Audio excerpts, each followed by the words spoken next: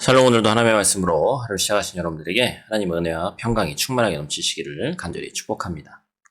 예수님이 산 위에서 가르치신 후에 소위 우리가 알고 있는 이 산상수훈이 끝나고 이제 본격적으로 사람들을 만나고 사역하는 시작을 이제 시작하시죠. 예수님이 말씀을 가르치시고 수많은 이적을 행하시면서 사람들에게 기대하셨던 반응은 한 가지입니다. 믿음의 반응이죠. 하나님의 말씀과 권능을 듣고 본 사람들이라면 믿음으로 반응하기를 기대하셨을 거예요. 그런데 예수님이 기대하셨던 믿음의 반응 외에 또 다른 반응들이 많은 사람을 만나면서 우리가 오늘 본문을 통해서 또 보게 되는 것이죠. 본문 말씀을 보니까 수많은 사람들이 예수님을 따르기 시작했습니다. 하지만 예수님 그들이 왜 따르는지를 잘 아셨죠. 예수님에 대한 어떤 믿음이나 그런 것으로 따른 것이 아니죠. 믿음이 아니라 호기심이나 세속적인 기대감 때문에 예수님을 따르기 시작한 사람들은 놀랄 만큼 빨리 예수님을 떠났습니다. 예수님이 자신들의 기대와 욕구를 채워주시는 분이 아님을 곧 알게 되었기 때문이죠. 나병 환자가 예수님께 나와서 치유를 구하는 장면이 등장합니다. 그런데 병을 고쳐달라고 구한 것이 아니라 주여 원하시면 저를 깨끗하게 하실 수 있나이다 이렇게 고백을 하죠. 마태복음에서 예수님을 주라고 부른 사람은 이 나병 환자가 처음입니다. 이 나병 환자는 또한 예수님이 원하시면 불가능한 나병 치유도 가능함을 믿었습니다. 모두가 저주받은 인생이라고. 왜냐하면 나병이라는 것은 죄나 저주로 인해서 얻어진 병이라고 그때 당시 사람들이 생각했기 때문에 이 나병 환자의 입에서 놀라운 믿음의 고백이 나왔다는 것이 놀라운 것이죠. 그런데 이 나병 환자는 주께서 원하시면이라고 전제했습니다.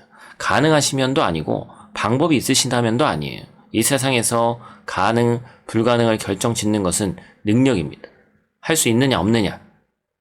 바로 그런 것으로 인해서 가능함과 불가능함이 이제 결정되는 요소들이 있는 것이죠. 그러나 전능자에게는 오직 그 일을 원하느냐 원하지 않느냐가 밖에 없다는 거예요.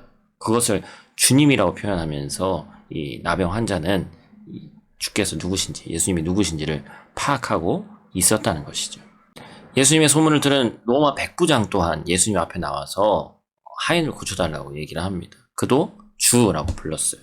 그리고 하인의 치유를 위해서 자신을 낮추는 것을 개의치 않았습니다. 이방인이고 로마 군인이었는데 그가 어떠한 사람이었습니까? 마음이 온유하고 겸손한 사람이었죠.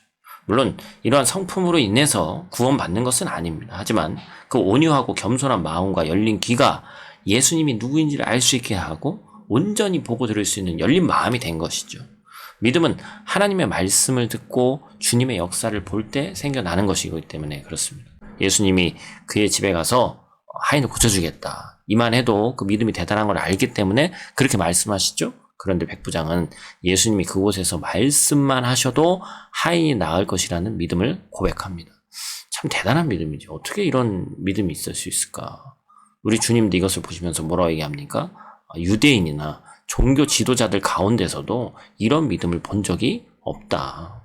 반면에 예수님은 그 나라의 본 자손들, 즉 유대인들은 바깥 어두운 데 쫓겨나서 거기서 울며 이를 갈게 될 것이다. 이렇게 말씀하십니다. 믿음의 반응을 보인 나병 환자나 백부장은 예수님이 기쁘게 받으셨지만 믿음으로 반응하지 않은 유대인들, 종교 지도자들은 심판의 대상이 됐다는 거예요. 우리가 누구냐, 어떤 신분이냐 중요하지 않습니다. 우리가 하나님 나라에 합당한 믿음을 가지고 있느냐 없느냐가 중요한 거예요.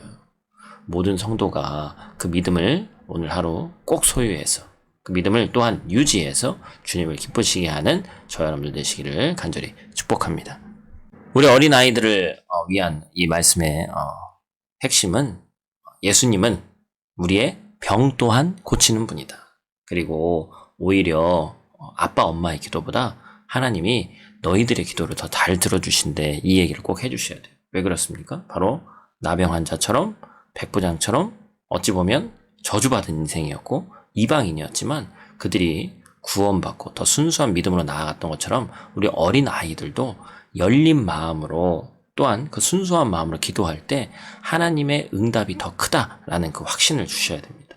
그래서 엄마 아빠도 기도하지만 또한 부모된 우리도 기도하지만 너의 기도를 하나님이 더 잘 들어주신대. 그것은 네가 착하고 순수하기 때문이야. 그 얘기를 꼭 우리 아이들에게 해주셔서 기도하는 아이가 될 수 있도록, 그렇게 키울 수 있도록 여러분들이 함께 힘써 주시고 함께 기도로 마음을 모아주시기를 부탁을 드립니다. 기도하겠습니다.